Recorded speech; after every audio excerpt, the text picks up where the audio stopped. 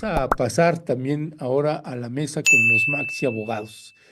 Vaya temas que tenemos planeado con ellos y que pues tiene que ver uno con la entrega de 29 narcotraficantes, la entrega que hizo el gobierno de México al gobierno de los Estados Unidos. También vamos a abordar la figura legal que usó el gobierno para hacer la entrega. Pues Federico, si te parece, y aunque no necesariamente era como uno de los temas, pues no me parece más que obligado poder colocar este tema de este video, como este testimonio o esta confesión de este abogado, donde pues declara a quién defiende sin ninguna ambigüedad. Y te voy a pedir si lo podemos poner los abogados del diablo, mi querido Leonardo. Nosotros no tenemos ningún temor, no tenemos ninguna incertidumbre de manifestar que somos abogados del crimen organizado en el país. ¿Defendemos narcotraficantes? Sí. ¿Defendemos crimen organizado? Sí. No defendemos secuestradores, no defendemos extorsionadores. El día de hoy estamos focalizados a la visión de lo que el presidente ha venido planteando, de lo que debe de ser un nuevo sistema de justicia, donde no es que hablemos de que vamos a crear acuerdos con el crimen organizado. Lo que se está hablando es de poner reglas. Más que acuerdos, tal vez lo podríamos llamar como una labor de convencimiento para que los jefes de estos grupos de delincuenciales se sometan a este proceso de justicia transicional. Ok. Nosotros no tenemos... Ciudadano ministro Federico Naya, ¿qué decir al respecto? Y ahora sí que se lo estoy preguntando a un abogado. Em, Pregunto aquí no solamente en términos éticos o morales, sino también en términos legales. ¿Hay alguna implicación? ¿No? Que alguien diga, no solamente defiendo a narcotraficantes, sino defiendo al crimen organizado. ¿Qué decía al respecto, Federico? Am, a ver, yo creo que no tiene que ver directamente ni con la moral, ni con la ética, ni con la ley, sino con la inteligencia. O sea, decir eso es una estupidez, que es lo que dijo el ciudadano Ramírez, ahorita en lo que acabamos de oír. Eh, si él afirma que defiende al crimen organizado, significa que él es parte de una red criminal organizada. Punto. Entonces está confesando que es parte del crimen organizado. Eh, Otra cosa completamente distinta, y la tocamos aquí en la mesa la semana pasada con Violeta, David y yo, es que cualquier persona, aunque sea parte de una red de crimen organizado o secuestre o haya cometido cualquier delito, cualquier persona tiene derecho a una defensa legal y tiene derecho a un abogado. Y el abogado tiene el deber de defenderlo de manera honesta, es decir, buscando la mejor solución para el caso concreto, que por supuesto será la inocencia de su cliente. Bueno, el derecho a la defensa es universal, lo tienen todos. Tú puedes defender a una persona que está acusada de ser parte del crimen organizado, pero afirmar que estás defendiendo al crimen organizado es una estupidez, es un error, porque no estás defendiendo al crimen organizado, estás defendiendo a una persona que está acusada de. Entonces, Es un error de imagen. no, Este, es una estupidez. sí, es una O sea, estupidez que ese tiene señor, una mi consecuencia. recomendación es que no lo contraten, porque simplemente no tiene idea de lo que está diciendo, porque aparte lo está diciendo en público. ¿Sí? Ahora, es más complejo el otro, el ciudadano Penilla, pero no, el video no nos deja ver qué más dijo, porque menciona la cuestión de la justicia transicional y menciona la idea de que las personas acusadas de ser parte del crimen organizado, de la delincuencia organizada, tendrían que someterse a una justicia transicional. Ese es otro debate, es muy complejo. Y eso, lo que dijo ese señor Penilla ahí, sí, pero no oímos todo. lo que alcanzamos a oír tiene más sentido. O sea, el abogado le puede decir a su cliente, a usted lo están acusando de esto, esto y eso, y tienen tales pruebas, por lo tanto, lo más seguro es que lo encuentren culpable. Entonces, lo razonable es pedir que haya un proceso de justicia transicional y encontrar un arreglo que le beneficie a usted, siempre y cuando usted repare daño, usted se haga cargo de las cosas que ocurrieron durante todo este proceso complejo de red criminal, etc. Justicia transicional nos lleva a esos debates. Entonces, en esa entrevista que ahorita vimos, Penilla dijo una cosa que es razonable, y Ramírez dijo una estupidez. Ahora, yo, si hubiera estado en esa reunión, le hubiera recomendado a Penilla que aclarara y corrigiera al señor, porque si te fijas, cuando Ramírez habló al principio, dice nosotros. Entonces, se entiende que son los dos que están siendo entrevistados. Entonces, Penilla dijo algo más razonable, pero no corrigió a lo que entendemos su socio. Por lo tanto, se hace parte de la estupidez del otro. Ahora, yo en esta mesa, la semana pasada, le propuse una cosa a David, y es que este tipo de actos antisociales, que son delitos, etcétera, y que obviamente quienes sean acusados tienen el derecho humano a la defensa, son casos que nos provocan problema como sociedad porque, por ejemplo, ese crimen o esos criminales acumulan una cantidad de dinero impresionante precisamente cometiendo esos delitos y luego ese dinero lo utilizan para tener las técnicamente mejores defensas.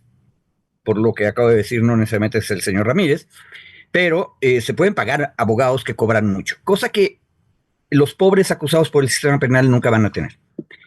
Y ahí hay una cosa que da coraje, o sea, ¿por qué estos, y la regla también que estoy diciendo aplica para los políticos corruptos o los empresarios corruptos, o sea, cometen delitos, se forran de dinero y luego el dinero lo usan para defenderse, y como tienen mejores abogados, entonces se defienden mejor y se cierra el ciclo de impunidad? Yo propuse una cosa, que es, todas las personas deben tener defensa, pero deberíamos empezar a discutir que en algún universo de casos como estos, el del crimen organizado, la corrupción de altos vuelos, las altas impunidades fiscales, por ejemplo, tú deberías decirle a los acusados penalmente de esto, ustedes tienen el derecho humano a la defensa, pero lo van a tener pagado por el Estado, porque no queremos que ustedes contraten a los expertos en impunidad, en hacer largo el proceso, en enredarlo. Queremos que tengan ustedes exactamente la misma defensa que tiene cualquier persona, que aparte, por supuesto, debe ser magnífica, muy buena defensa. Entonces, las defensorías públicas deberían tener equipos que aseguren que los presuntos culpables de corrupción y de acumular dinero indebido no puedan utilizar ese dinero para defenderse. Y hay una cosa que me contestó David, ya que llegó la semana pasada, él me decía, sí, pero el problema es que todavía son presuntos y todavía no hemos demostrado que ese dinero sea mal habido. Una cosa, ese debate ya lo tuvimos cuando estábamos discutiendo la cuestión de la extinción de dominio. En el caso de que finalmente se encontrase inocente a la persona, compensas financieramente el asunto. Pero en este caso no tienes nada que compensar porque le estás asegurando de todas maneras la defensa. Entonces, lo que sí es injusto es que veamos a los corruptísimos, privados y públicos, o a los delincuentes que acumularon dinero de manera absolutamente injusta, socialmente hablando, puedan utilizar ese dinero para defenderse maravillosamente bien y asegurar su impunidad. Que reciban la defensa profesional y de alta calidad que tiene que dar el Estado a todos y a todas. Ya, gracias, Federico. Ya se encuentra por acá David. David, muy buenos días. ¿Cómo están? Buenos días. Buenos días, David. Bueno, Violeta hoy anda en quehaceres académicos, así que no podrá incorporarse el día de hoy. Pero mi querido David, antes de entrar también en los temas que acordamos, pasamos el video de este abogado que dice, bueno, pues yo defiendo al crimen organizado y al narcotráfico. Y le preguntaba pues, su opinión a Federico sobre una afirmación de esa naturaleza e implicaciones que podía tener más allá o además de la imagen de este abogado, pues esa confesión de decir, y sobre todo de usar el término, nosotros defendemos al crimen organizado. ¿Tendría alguna implicación para él en términos penales, legales? No, es nada más una, un problema ético y moral. ¿Cómo lo lees tú, David? No, yo creo que coincido en una parte con Federico, que es un tema de semántica mal utilizada también, ¿no? Esto de decir que defiende al crimen organizado y no a quienes son acusados de crimen organizado, que es una cuestión de semántica más allá. Y la otra, yo difiero de Federico de decir, a ver, es que esto lo asume automáticamente como parte del grupo criminal o como parte del crimen organizado. Yo no creo que sea en automático así, o sea, él puede defender a las personas que están acusadas o vinculadas con delincuencia organizada o con crimen organizado y eso no lo hace automáticamente parte del grupo de delincuencia. Una compañera en el chat ponía, oigan, es que si sigues esa lógica, Luisa Monroy, defiendes a un violador o a una red de violadores, entonces tú dices yo defiendo a la red de violadores y entonces te hace, como abogado, pues, te hace automáticamente parte de la red de violadores. No es así, digamos, no es en automático, no es que porque tú defiendas a alguien de delincuencia organizada ya te haga parte del grupo. Lo que me parece un contrasentido también es decir, no defendemos a delincuencia organizada, pero no defendemos a extorsionadores. Entonces yo digo, pues si la delincuencia organizada lo que hace es eso, no, la delincuencia organizada per se es una figura jurídica que está ligada digamos, a la comisión de otros delitos. Es decir, quienes se organizan de forma reiterada, sistemática, bueno, no la redacción no es así, pero quienes de forma organizada se coordinan para cometer estos otros delitos son delincuencia organizada. Y entre esos otros delitos está extorsión. Entonces es un poco raro que dice, yo defiendo al grupo que comete la extorsión, pero no a los extorsionadores. Entonces es un poco rara ahí la expresión, ¿no? Sí, me parece profundamente desafortunada. Pero más allá, yo creo que el tema que surge del debate era porque este despacho es uno de los despachos que está asesorando al Mayo Zambada, que genera toda la discusión y toda la atención en redes sociales y en medios. Y la manifestación expresa que hace el abogado, independientemente de que está incorrecta en semántica, en expresión, digamos, en lenguaje, la forma en la que lo hace y lo contradictorio que pudiera ser, a mí lo que me parece más preocupante es que pese a que él o ese despacho públicamente se había expresado de esa forma, insisto, independientemente de la técnica en la que lo haya hecho, funcionarios o políticos lo siguieran invitando a reuniones, invitando a ser asesor, contratándolo. Yo ahí ahora saldré en la corrección, en la defensa de este abogado. Ellos no están negando que se dediquen a defender delincuencia organizada. Al contrario, lo dicen públicamente y abiertamente. Quienes decidan asociarse con ellos o quienes decidan hacer negocios con ellos o contratarlos es a sabiendas de que estos abogados se dedican a eso.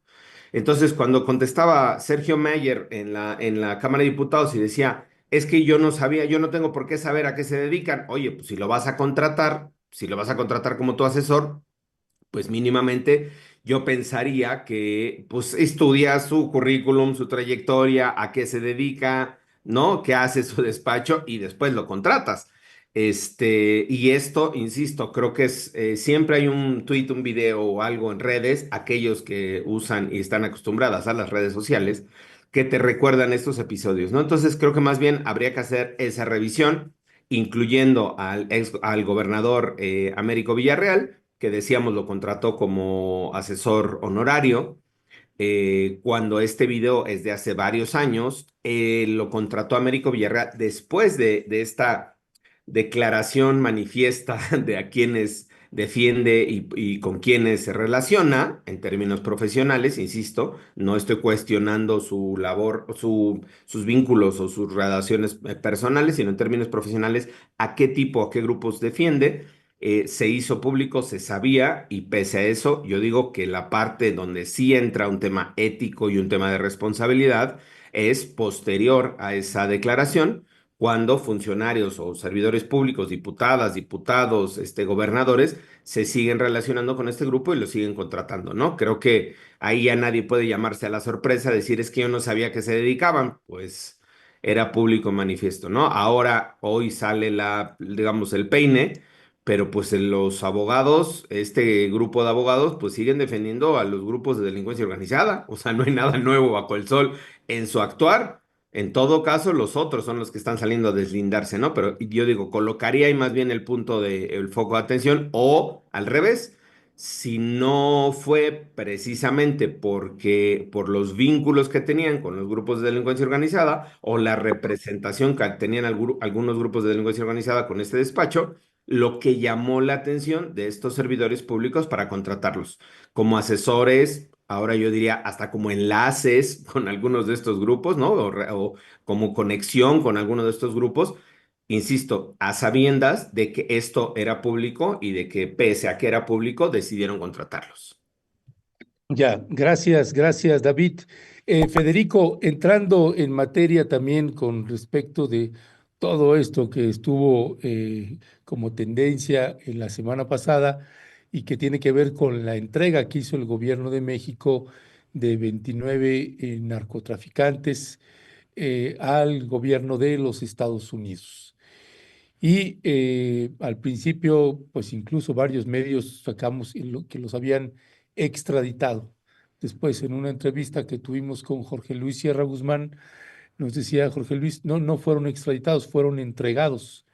Y entonces salía la duda de cuál es finalmente la figura legal que utilizó el gobierno para hacer la entrega de estos 29 integrantes del crimen organizado o del narcotráfico. En la conferencia de prensa que dio el gobierno mexicano, Alejandro Hertz Manero fue cuestionado al respecto. Tenemos ahí el video donde pues da el razonamiento jurídico Alejandro Hertz Manero, el cliente favorito de ustedes. Y pues vamos a escuchar a Alejandro Hertz Manero y regresamos con ustedes. Bueno, pues ya tenemos todas las experiencias de Caro, ¿se acuerda usted? Fiscal, si no fueron extraditados, ¿bajo qué figura fueron entregados a las autoridades de Estados Unidos? ¿Y por qué ahora, si tenían estas carpetas esos tantos años, por qué ahora? ¿Fue una negociación por lo de las aranceles, por la presión de los aranceles? A ver, primero, ¿cuál es la pregunta? Primero, si no fueron extraditados, ¿bajo qué figura o en qué calidad fueron entregados a Estados Unidos? El artículo 5 de la Ley de Seguridad Nacional y el artículo 89 de la Constitución General de la República. Esas son las bases jurídicas. Si tenían tanto tiempo detenidos, ¿por qué ahora esta entrega se da por las negociaciones o es una negociación? Bueno, ya el resto de la pregunta es más en términos políticos, pero en términos jurídicos, Hertz Manero dio una respuesta. Federico Anaya, ¿qué decía al respecto? A ver, creo que otra vez estamos un poco en el mismo tipo de problema con las palabras que con este licenciado Ramírez que habla tan mal. Hay un momento en que Hertz, en esa conferencia, dice que, y lo cito directo, la verdad es muy clara. La calificación de la conducta es de acuerdo con cada una de las áreas que son competentes.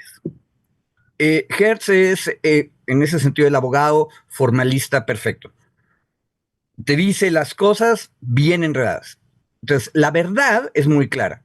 La verdad es que una persona estaba en México, presa, las autoridades mexicanas la tomaron y luego la llevaron a Estados Unidos. El verbo que quieras utilizar, entregar, trasladar, tiene que ver con esa realidad física material. Eso es lo que es claro. Y luego, la calificación de la conducta, dice el abogado Hertz, es depende de cada una de las áreas que sean competentes. Bueno, lo que queda claro es que no fue una extradición, eso también lo dijo Hertz y también lo repitió García Harfuch en esa conferencia. Los dos hablaron de dos artículos. Artículo 89 de la Constitución, que dice que la presidencia de la República tiene facultades en materia de seguridad nacional, y luego la Ley de Seguridad Nacional, artículo 5. El artículo 5 de esa ley habla de 13 amenazas a la seguridad nacional. Y ellos no lo dijeron, pero les digo cuáles son las que parece que tienen que ver algo con el asunto. Fracción primera, actos de terrorismo. Fracción segunda, actos que impliquen la interferencia extranjera. Artículo tercero, fracción tercera, actos que impidan actividades en contra del crimen organizado. Quinta, actos de bloqueo de corporaciones que están trabajando contra el crimen organizado.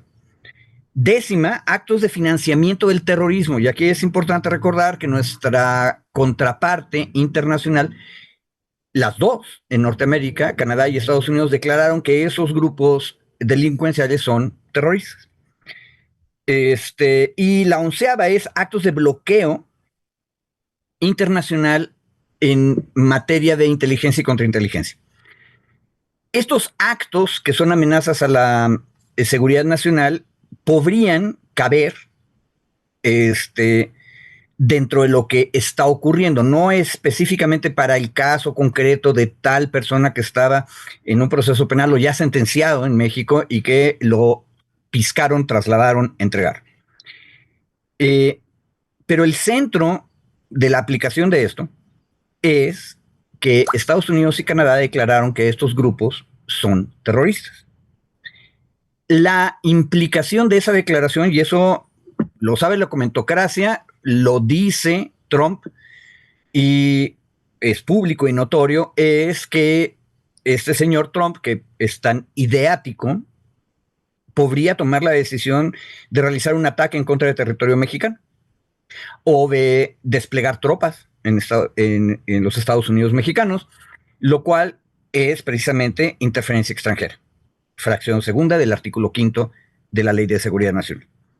Ahora, otra cosa que dijeron, y yo recomendaría que nuestra audiencia vaya y vea completa esa conferencia de prensa que vimos ahorita un pedacitito, es que presionado por las preguntas, que fueron bastante caóticas, otra vez ahí hay que ponerle un punto sobre las sillas a las y los compañeros reporteros, que sería bueno que fueran más concretos y claros en sus preguntas, pero como conjunto rodearon y cuestionaron con mucha dureza a Hertz Manero, y Hertz Manero de repente empezó a decir otras cosas, y tú podías ver cómo García Harfuch, el general secretario y el almirante secretario, estaban muy nerviosos.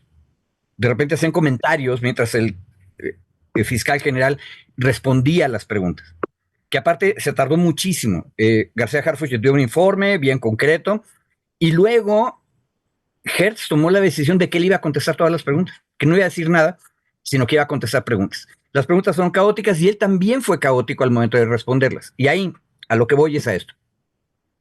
Él dijo que estando en Washington durante la conferencia donde fue todo el gabinete de seguridad para hablar con sus contrapartes estadounidenses, en ese contexto, que fue muy bien la reunión, de acuerdo con lo que él reportó,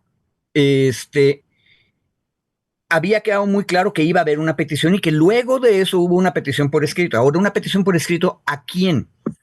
Y con eso terminó una cosa que sí son distintas las cosas que dijeron el fiscal general y el secretario de Seguridad, García Harfuch.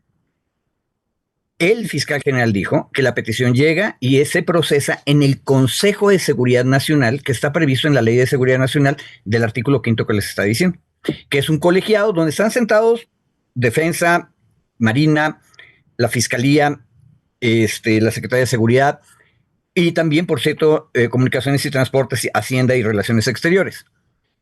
Y ahí quien preside y dirige los trabajos de ese Consejo de Seguridad Nacional es la Secretaría de Seguridad Pública, de García Harfuch, por cierto. Dice Hertz que ahí llegó la solicitud y se tomó la decisión y con base en el artículo 5 de la Ley de Seguridad Nacional, aplicando el 89 constitucional, se tomó la decisión de trasladar a estas personas, que podrían ser trasladadas porque si no las trasladamos en cooperación con nuestros aliados internacionales, Canadá y Estados Unidos, nos arriesgamos a que eso se use como pretexto en la relación bilateral para poner en peligro la integridad territorial de México y se realicen actos de agresión, terrorismo en contra del país. Por lo tanto, hasta ahí va bien. El único problema es que García Harfuch nunca dijo que se hubiera reunido el Consejo de Seguridad Nacional, sino que dijo el Gabinete de Seguridad, que es una cosa distinta. Entonces, es la diferencia que hay ahí, y lo que me queda claro es que los dos declarantes en esa conferencia de prensa no estaban completamente de acuerdo en lo que estaban declarando. Ya, gracias, Federico. Pues vaya galimatías ahí que se está dando. Además de que les vamos a pasar el otro video en un momento más, donde también Omar García Harfuch, el secretario de Seguridad, pues habla de quién tomó esa decisión. Y vaya, yo no sé si esto es proteger o no, pero ya estaremos hablando también sobre eso. Por lo pronto, siguiendo en la misma tónica sobre la respuesta de Alejandro Hertz Manero, ¿cuál es tu mirada, David?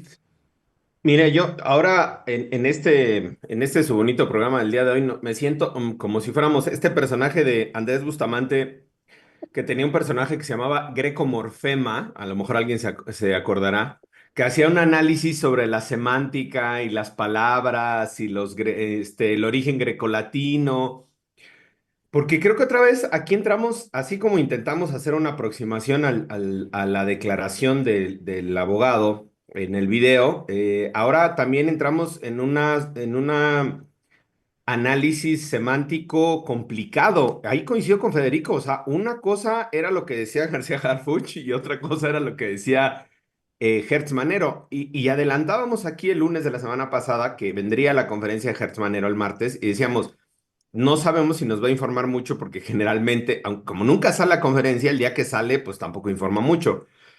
Y creo que aquí nos quedamos, particularmente yo, en lo jurídico, con más dudas y más preocupaciones en torno a la forma en la que se dio el traslado, que hasta donde tengo entendido, así se denominó. Un traslado a solicitud de Estados Unidos. Estados Unidos hace la solicitud, que desconocemos tampoco la vía, ¿no? Como dice Federico, y el Consejo de Seguridad Nacional hace una valoración que desconocemos cuál fue, porque es de seguridad nacional, valga la redundancia, y decide ordenar el traslado de estos personajes. Creo que hay varios componentes en esta primera parte, ¿no? Primero, no fueron extraditados, como dices, mi querido Ernesto, y que muchos medios lo trabajaron hacia el principio, porque la extradición tiene cuando menos dos componentes legales: una ley de extradición internacional vigente en México y un tratado de extradición entre México y Estados Unidos. Es decir, para que tú puedas solicitar la extradición de una persona, tienes que cumplir con las dos leyes, digamos. El tratado no es una ley, pero surte efectos como si fuera una norma. Es una norma obligatoria y surte efectos, digo yo, como si fuera una ley, ¿no? Es decir, cuando tú extraditas a una persona, solicitas la extradición de una persona, te sujetas a ciertos procedimientos y ahí te dice que lo tengas que hacer vía diplomática, es decir, vía relaciones exteriores, que tengas que presentar la solicitud por el delito o los delitos a los cuales se les está acusando en tu país, que presentes un expediente con más pruebas o los documentos que acrediten la posible comisión de ese delito y un listado más de requisitos. Entre ellos, que, digamos, bajo protesta, decir verdad, o que la persona que está solicitando su extradición no va a ser sujeta a pena de muerte, porque en México está prohibida la pena de muerte y no podría aplicarse la pena de muerte en otros países. Un Ah, punto en el que se mete equivocadamente Hertz Manero cuando le preguntan sobre la pena de muerte. Él dice una cosa rara entre, bueno, es que en México no hay pena de muerte y entonces no podrían aplicar la pena de muerte allá, pero además no es el Departamento de Justicia, son los jueces los que ponen las sentencias y no podrían.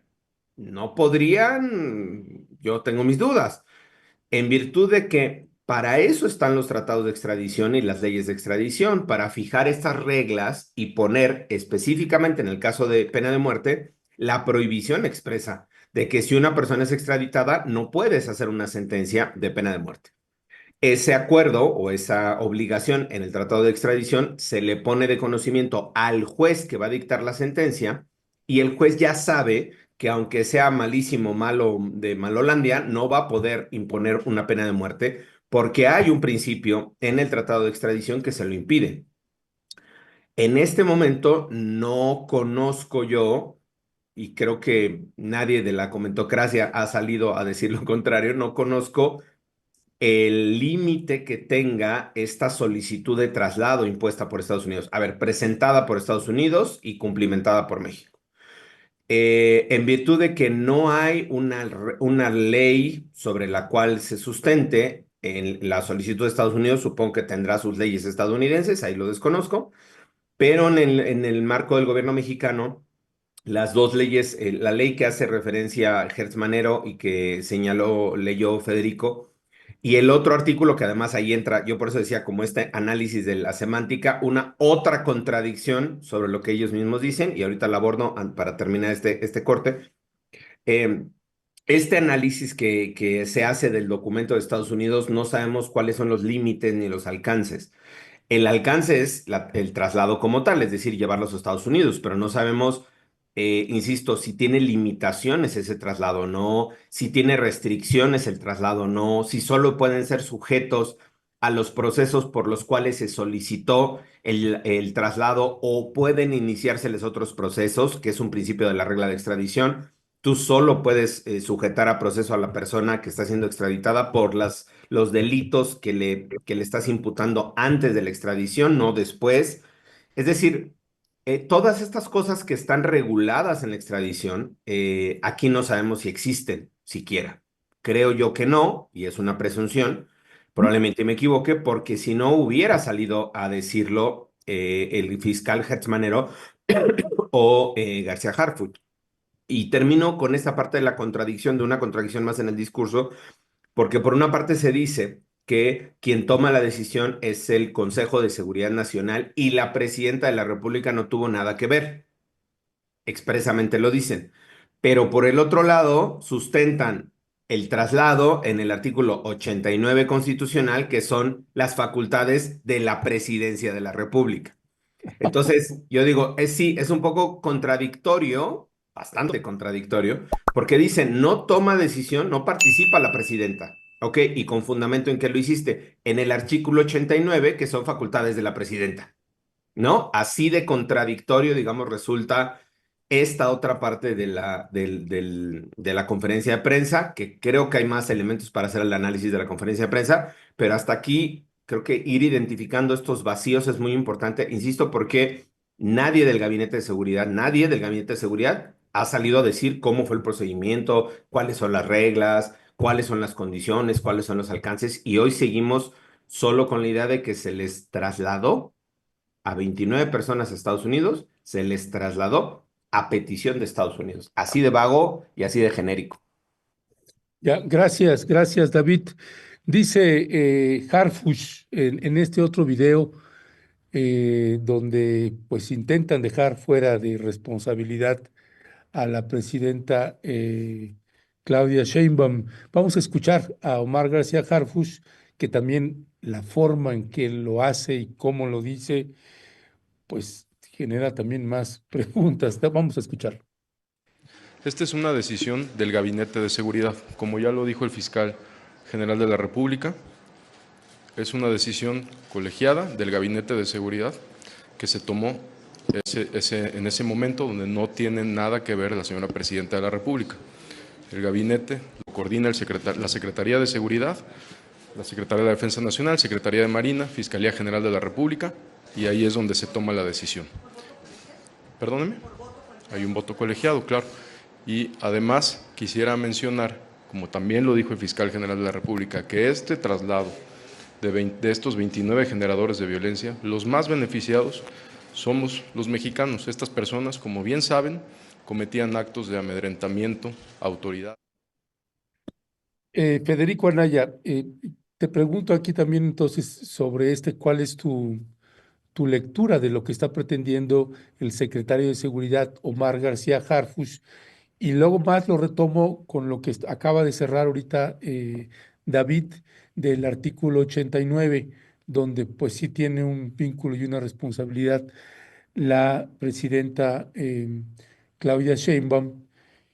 Y me quedó la duda a la hora de escuchar a David también esta parte de, entonces, ¿sí pueden ser condenados a pena de muerte estos estas personas que fueron llevadas a los Estados Unidos o no? ¿O quedó ahí un vacío, Federico? Te pido un favor, Ernesto, esa última parte vuélveme a preguntar porque capaz de que se me olvida exactamente, Sí, sí, sí. porque es completamente distinto de lo primero. Ok, Y entonces quisiera ir a lo primero. sí, México no tiene un régimen parlamentario, es decir, los gabinetes no toman decisiones colegiadas en ausencia de la presidencia. Todos y cada uno de los secretarios son empleados de la presidencia. Y todas las decisiones que toman las toman a nombre de su jefa, que es la presidenta de la República. La única excepción, por el largo debate que hemos dado acerca de las fiscalías autónomas, sería el fiscal general de la República. Pero el fiscal general de la República, él mismo no tiene facultades para tomar esta decisión. Entonces, ahora, por eso es importante las dos cosas distintas de las que estaban hablando, fiscal general, que habló del Consejo de Seguridad Nacional, y el Gabinete de Seguridad del que habló García Harfuch. El Gabinete de Seguridad es, de hecho, un gabinete especializado, es decir, es un pedazo del gabinete presidencial. Y si el gabinete presidencial no toma decisiones colegiadas sin la presidenta, pues tampoco el gabinete especial. O sea, yo creo que ahí otra vez es el problema de usar mal el lenguaje. Tú dices una cosa que en realidad no tiene que ver con la realidad material ni con la realidad legal en este caso. No sé si el secretario García Harfuch quería proteger a la presidenta o no, porque sus intenciones ni tú, Ernesto, ni yo, ni David las sabemos. Sabemos lo que dijo. Y lo que dijo, pues no corresponde con la organización de nuestra república. El gabinete de seguridad toma decisiones como parte de los empleados de la presidenta. Bueno, pero también hay cosas importantes. Los dos, Hertz y García Harfuch, están de acuerdo en que aplicaron la Ley de Seguridad Nacional, artículo 5, y el artículo 89. Ahí es donde viene la contradicción de si es o no, una decisión de la presidenta. Bueno, ya dije, por más que García Harfuch haga su propia interpretación, la responsabilidad en un régimen presidencial es de la presidenta, punto y aparte. No hay modo que sea de otra manera. Ahora, la diferencia entre Gabinete de Seguridad, que dijo García Harfuch, y el Consejo de Seguridad Nacional nos va a regresar y va a dar más elementos de este mismo problema. Resulta que el Consejo de Seguridad Nacional no está presidido por García Harfuch. Secretario de Seguridad Pública es parte. Pero el artículo 12 de la Ley de Seguridad Nacional dice que el titular del Ejecutivo Federal es quien lo preside. Entonces tampoco puede sacar a la presidenta Sheinbaum de esta decisión. Ella es parte del Consejo de Seguridad Nacional. Ahora, y me voy a acercar a la última pregunta que sí me estoy acordando, pero si se me olvida, ya me la tienes que recordar. La Ley de Seguridad Nacional, que es lo que sí nos dijeron que aplicaron, y que, por cierto, a mí me parece que sí es un buen fundamento, recordando que tenemos a un presidente de los Estados Unidos que está amenazando mandar al exilio a 2 millones de palestinos en Gaza. Tú lo acabas de discutir en tus reportajes, Ernesto. Sí. Entonces, ese monstruo dijo que iba a atacar el territorio mexicano. ¿Sale? Sí. Entonces, creo que todos podemos estar de acuerdo en que objetiva, real, materialmente tenemos una amenaza a la seguridad nacional. Entonces, absolutamente. Okay, entonces, me parece que es aplicable la Ley de Seguridad Nacional. Ahora, la Ley de Seguridad Nacional, en su artículo 3, que está pésimamente mal redactado, y aquí la culpa es de Fox, porque es una ley de la época de Fox, tenemos la culpa al señor de Guanajuato, lo voy a leer como está el artículo 3, porque habla de las acciones, o sea, de las cosas que pueden hacer el Consejo de Seguridad Nacional. Para efectos de esta ley, por seguridad nacional, se entienden las acciones destinadas de manera inmediata y directa a mantener integridad, estabilidad y permanencia del Estado mexicano. Y entre esas acciones están la protección de la nación frente a amenazas y riesgos, preservar la soberanía e independencia nacionales y la defensa del territorio. En otras palabras, si un jefe de Estado que tiene 1000 cabezas nucleares a su disposición dice que nos va a bombardear, me parece que estamos en un riesgo, objetivo real material. Y lo que dice el artículo 3 de la Ley de Seguridad Nacional con una pésima reacción es que la seguridad nacional implica acciones inmediatas y directas, ¿sí? En otras palabras, en esa conferencia Hertz decía que hubo una petición por escrito, porque Hertz sigue siendo el abogado de la época de mi abuelito, que todo tiene que estar por escrito y sellado, y etcétera. Entonces él dice, hubo una petición por escrito y nosotros contestamos. Inmediatamente, dice. Sí, ojo, lo de inmediato está muy bien, porque si aplicaron la Ley de Seguridad Nacional, la acción debe ser inmediata y directa. Pero tú no necesitas esperar a que te digan por escrito que te van a disparar. Si ves que están sacando la pistola, tomas una acción inmediata y directa. De eso se trata la seguridad nacional. Entonces, me parece que está perfectamente aplicada la Ley de Seguridad Nacional. Me parece que la acción tenía que ser inmediata y directa. Y por lo tanto, no estamos hablando de asuntos penales ni de extradición, Ernesto. Y con eso me voy a tu última pregunta. Pero nada más sobre esto, y ahorita también lo abordaremos con David. Pero tú estás planteando que es un asunto de seguridad nacional esta decisión de enviar a estos 29 narcotraficantes. No lo digo yo, lo dijeron ellos. A ver, una cosa, Ernesto, cuando tú dices perdón, ahí, fundamento legal es el artículo 5 de la Ley de Seguridad Nacional, ellos están diciendo que eso es. Pero creo que la lectura ahí, mi querido Federico, yo no había tenido esta lectura que tú estás colocando, me parece muy interesante, y no es porque te esté cebollando, ¿no? Pero me parece muy interesante justo porque creo yo que la lectura que hacen ellos es de la seguridad interna en términos de, y después el siguiente parágrafo lo justifica Harfuch diciendo que el poder judicial los iba a liberar, no sé qué, Es decir, la lógica de ellos es la seguridad nacional. Seguridad nacional, espérame, seguridad nacional no, por la posible liberación de los sujetos no, territorio nacional. No frente a la amenaza estadounidense. No, a mí me parece el análisis que haces frente a la amenaza estadounidense. ¿Qué hubiera pasado? A ver, el asunto es Trump está amenazando. Sí. Ok. Si resulta que el Poder Judicial libera a cualquiera de estos 29, ¿qué hubiera hecho Trump? Decir, entonces lo que necesito hacer es dispararles. Lo que pasa, Federico, es que la interpretación que tú estás haciendo no es la que yo había hecho, pero no descarto que lo que tú viste, pues a lo mejor yo no lo vi y existió ahí, pero yo no interpreté esa conferencia de prensa y esa decisión que lo habían hecho frente a una amenaza y que por tanto habían reaccionado de esa manera en materia de seguridad nacional, tomando medidas preventivas en materia de seguridad nacional. Una cuestión. Hace 4 semanas que tenemos la amenaza de Trump encima, la hemos discutido todos en todos los niveles. O sea, eso es un hecho real, material. Y una de las razones por las que se fueron allá era esa amenaza. Ojo, a todo el mundo nos da más tranquilidad en nuestro corazoncito decir que estamos discutiendo los aranceles, pero no, o sea, los bombardeos en cualquier parte del territorio nacional también están ahí, los puso sobre la mesa Trump. El mismo que anda diciendo que va a exiliar a 2 millones de personas en Medio Oriente. Sí. Es un hecho real. Por lo tanto, tengo que reaccionar de inmediato. Y por lo tanto, ojo, es que esto es lo grave. O sea, si tú activas el sistema de seguridad nacional, dejas de lado todos los demás. Y la respuesta es, ¿pueden enfrentar la pena de muerte?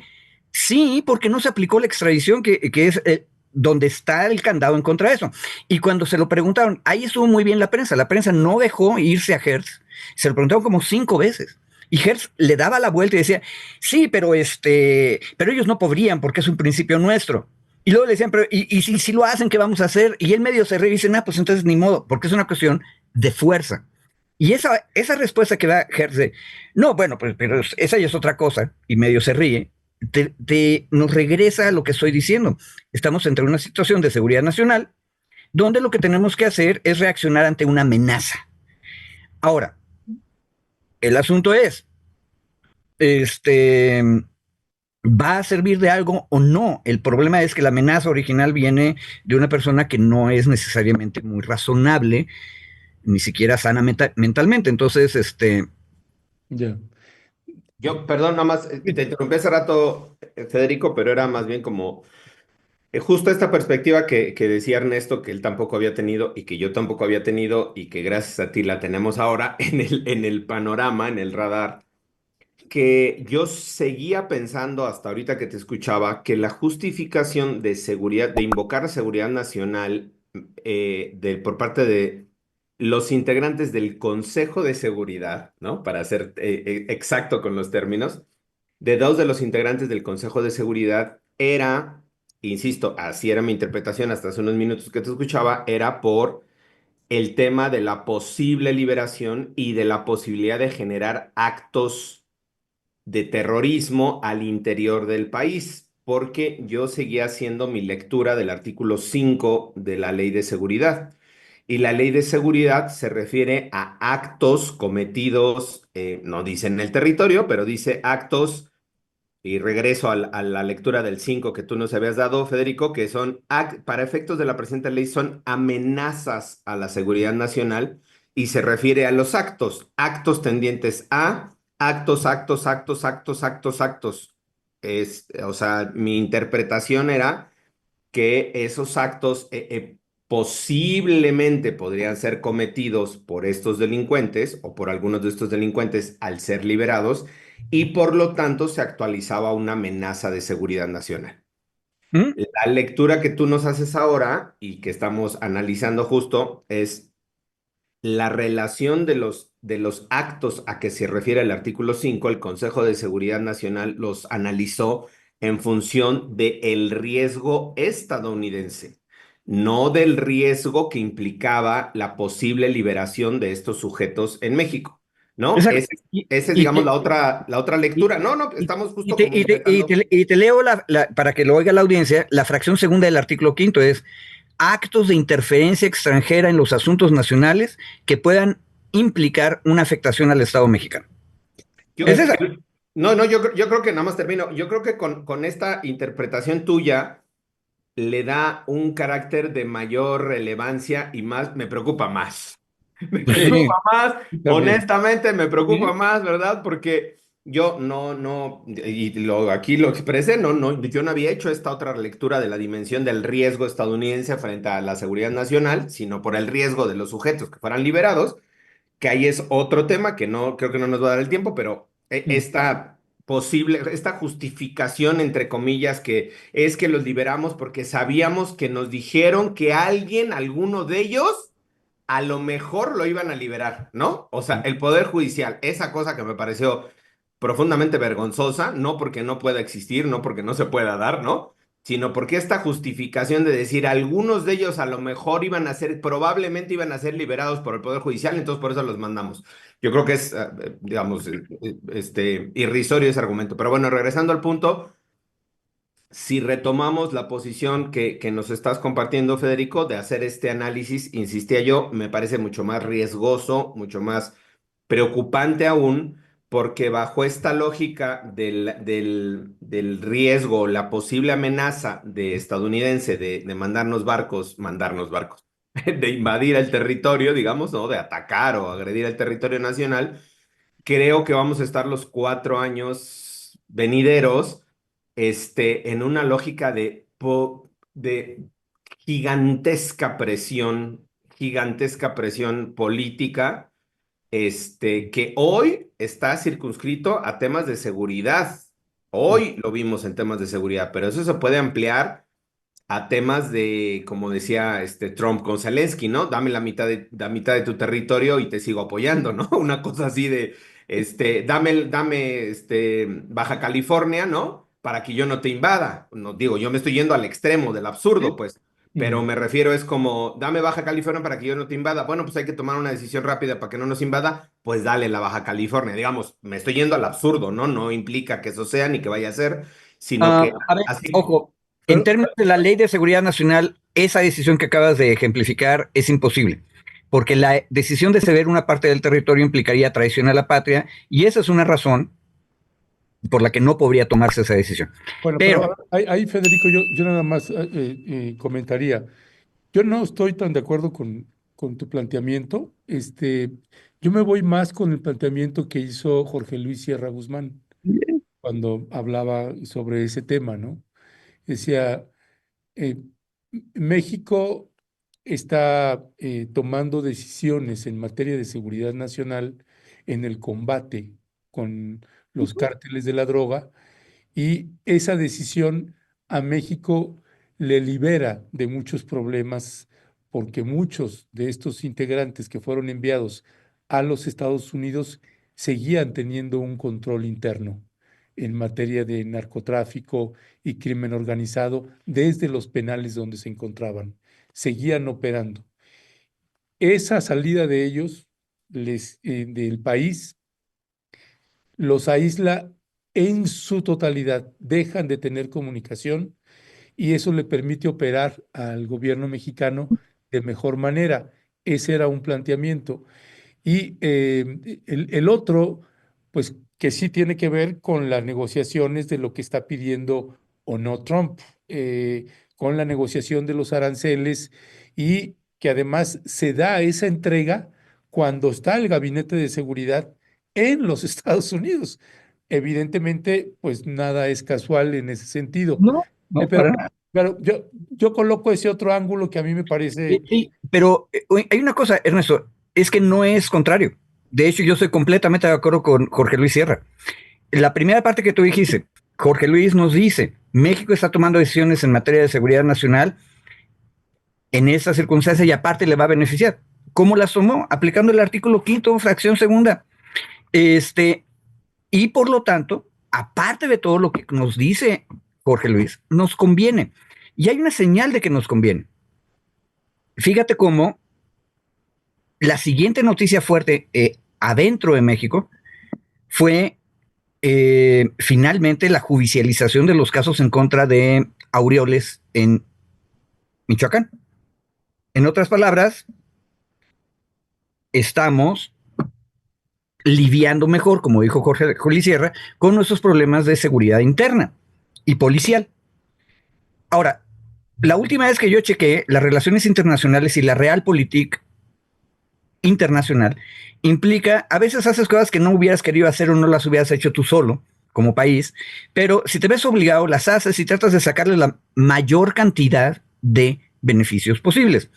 En ese sentido, no está nada mal la idea de haber aplicado la Ley de Seguridad Nacional, como yo proponía, y una de las ventajas es lo que dijo Jorge Luis, porque nos libera a nosotros para hacer otras cosas y tener mejor control. Vamos a ver qué sigue pasando. El problema es que nuestra contraparte, Trump, es errática. Ya, pues se nos acaba el tiempo. David, en un minuto, ¿con qué cerrarías para una reflexión final? Perdón, me perdí esta última parte porque me pasó como a Bartlett, se me cayó el sistema, entonces me quedé unos minutitos sin conexión. Pero a ver, yo creo que en términos del riesgo, yo sigo colocando como en el riesgo, ¿no? Que implicaba el mantener a estos personajes en territorio nacional. Yo Bien. sigo colocando, había un riesgo en términos nacionales, sí, que pudieran recuperar su libertad o que pudieran salir o que pudieran seguir controlando incluso a los grupos del crimen organizado, ¿no? Era una posibilidad real, claro. Que pudieran salir, también era una posibilidad. Que pudieran ser sentenciados, también era una posibilidad, digamos, jugando con todo este universo de posibilidades, ¿no? Que pudieran ser extraditados, también era una posibilidad, independientemente de que algunos de ellos tenían ya algunas suspensiones, ninguno, según la reporte en medios, ninguno tenía ya un amparo ganado contra la extradición, es decir, que impidiera formalmente su extradición. La mayoría de ellos estaban en proceso de litigio. justo, pues valga la expresión, litigando, peleando si se cumplía o no con lo de la ley del Tratado Internacional de Extradición, digo, la ley de extradición internacional y el Tratado de Estados Unidos-México. Entonces seguían en, diríamos los abogados, sub judice, es decir, bajo observancia judicial, o sea, seguían en proceso. Entonces creo que colocar este punto de riesgo hacia México, hacia el interior,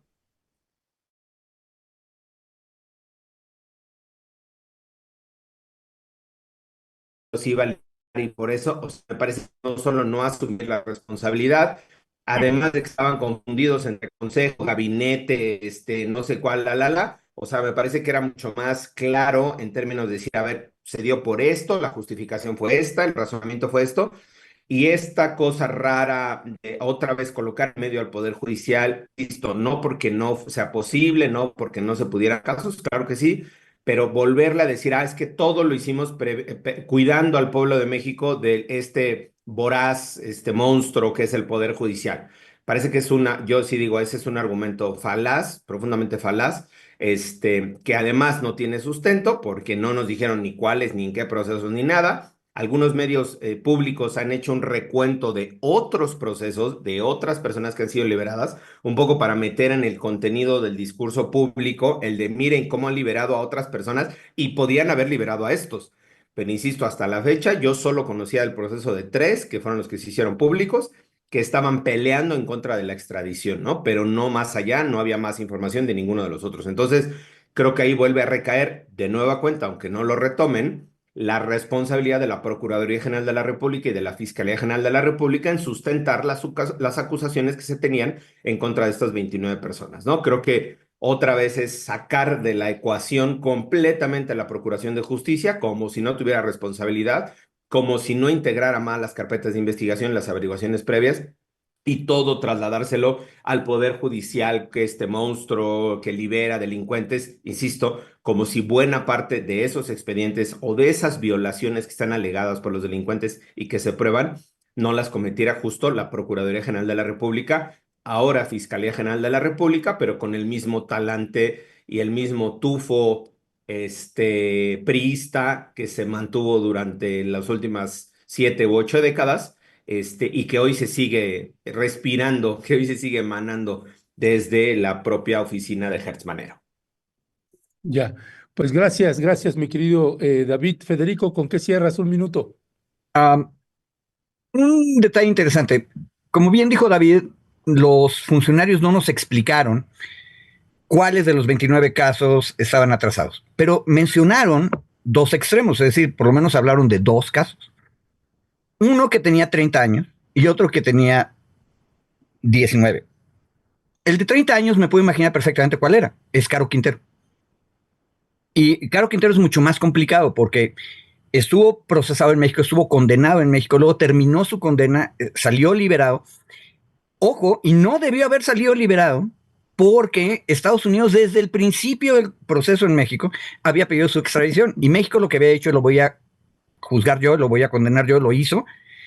Y ahí sí, David, esa no fue la fiscalía, ese es el Poder Judicial. Porque deberían haber sabido lo que estaba pasando. Pero como ya llevaba 30 años, seguramente se les había olvidado y ya no sabían quién era ese viejecito que estaba saliendo por la puerta. Y lo que hubo que hacer es volverlo a agarrar. Entonces, sí tenemos un caso, pero más allá de que nos digan exactamente los casos, que bien dice David, no nos lo dijeron, y podemos decir muchos otros, tenemos un problema.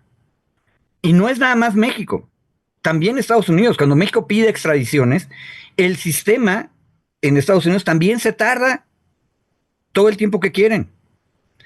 Y eso es algo que México, Canadá y Estados Unidos tendrían que discutir con seriedad si vamos a tener una política norteamericana de lucha contra el crimen organizado. No lo hemos hecho. Nos tardamos muchísimo en las extradiciones. México, a veces somos rapidísimos. Estados Unidos igual. Y Canadá, por cierto, igual, buenos canadienses, tomaron un poquito de maple y se quedaron callados. Pero tengo la impresión que tenemos que discutir este tema. El tema fuerte es el sistema de extradición no es nada eficiente para lidiar con el problema. Ya, gracias, mi querido Federico, mi querido David, como siempre, un placer. Y vaya tema que esto todavía va a dar mucho de qué hablar, pero yo me quedo nada más y con eso me despido. También despedimos la mesa. Me quiero suponer dentro de estos escenarios que Estados Unidos decida dar pena de muerte y ejecutar a varios de esas personas que se llevaron allá. Las implicaciones que tendría para México eso, porque pues entonces imagínense, Claudia Sheinbaum los envía a Estados Unidos, no, el Gabinete de Seguridad, la presidenta, ¿no? Los envía a Estados Unidos para que allá los ejecuten. Uf, no, es un tema que todavía va a dar mucho de qué hablar. Por lo Y, pronto, David, y el tema, perdón, no, y ahí nada más, Ernesto, y el tema será, también está la posibilidad de que estos sujetos llevan 5, 8, 10, 15, 20 años en la cárcel. Puede darse la posibilidad de que así como los detengan, si los solicita Estados Unidos, se les mande para allá. Lo que coloca en un tema de riesgo de nueva cuenta al sistema jurídico mexicano. Digamos, ahí es otro tema. Aquí estos pues, llevan, insisto, 8, 10, 20, 30 años. Pero si se sigue esta misma tónica, el gobierno estadounidense puede decir, fíjese que yo contra el Mencho, traigo estas carpetas, entonces no me lo extraditen, mándenmelo. Así como lo detuvieron el sábado, mándenmelo el lunes. Sesiona el gabinete y se lo mandan. Digamos, es otra posibilidad que se abre si seguimos esta misma lectura de lo que ocurrió estos días, ¿no? sí, sí, sí. No, pues tremendo, tremendo. Lo estaremos abordando, mi querido David, mi querido Federico. Un fuerte abrazo y seguimos al habla. ¿Se cuidan? Abrazos, saludos al auditorio, gracias.